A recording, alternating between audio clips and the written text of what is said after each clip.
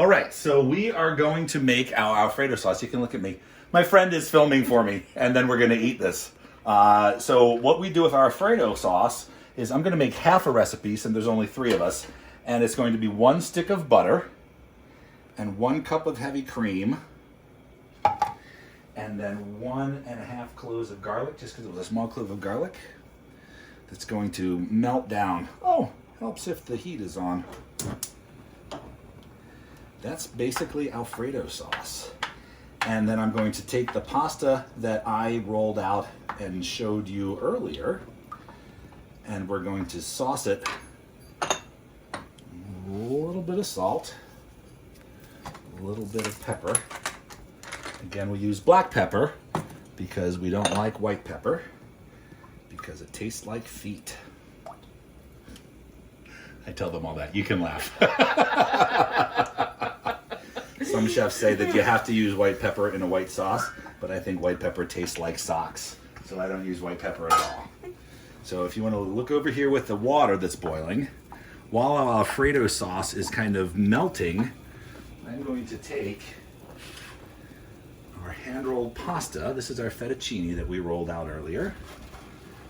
I'm going to drop it into the boiling water, and you will remember that homemade pasta that's not completely dried out cooks relatively quickly. So we are hoping that as this melts, the pasta will come together and the sauce will come together. This smells just great. And that's all Alfredo sauce is. It's butter and it's cream and it's cheese. So if you're looking for a dairy-free version, I recommend the tomato sauce. Let's see if I can see that. How does that look in there? That looks delicious. All right. All right, so our fettuccine Alfredo sauce has cooked. The butter has melted in. I added a little leaf of garlic or of basil just for some color. I'm going to stir in my cup of Parmesan just to add a little more dairy. That smells so good.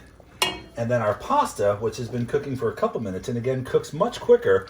This is why I like these little pasta scoops. You can scoop it right out of the water, lift it up, drop it right in the sauce. And I want it to cook for a minute or 2 in the sauce so that it kind of absorbs the sauce and finishes cooking in the sauce. While that's cooking in there, I will also add some of the pasta to our tomato sauce.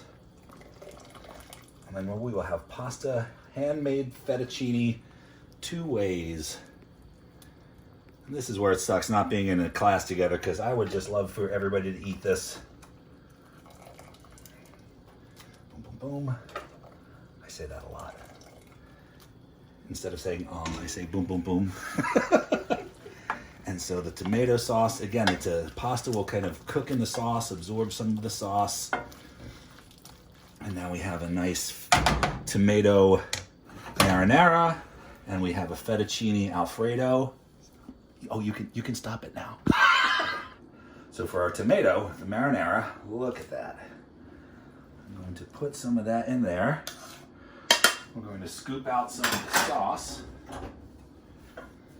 Beautiful sauce right on top.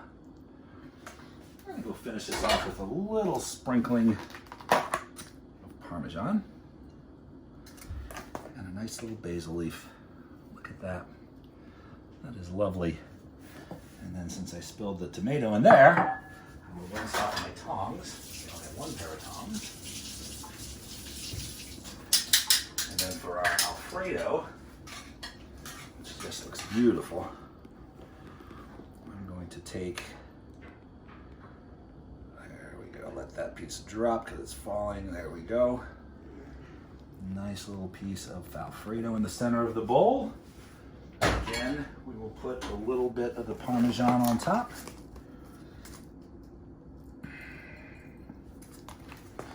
And then we'll just get a single basil leaf for some color. So that's how simple that is. A super, super simple basic tomato sauce, a fettuccine Alfredo, homemade pasta, and now I'm gonna eat with my friends. You can stop.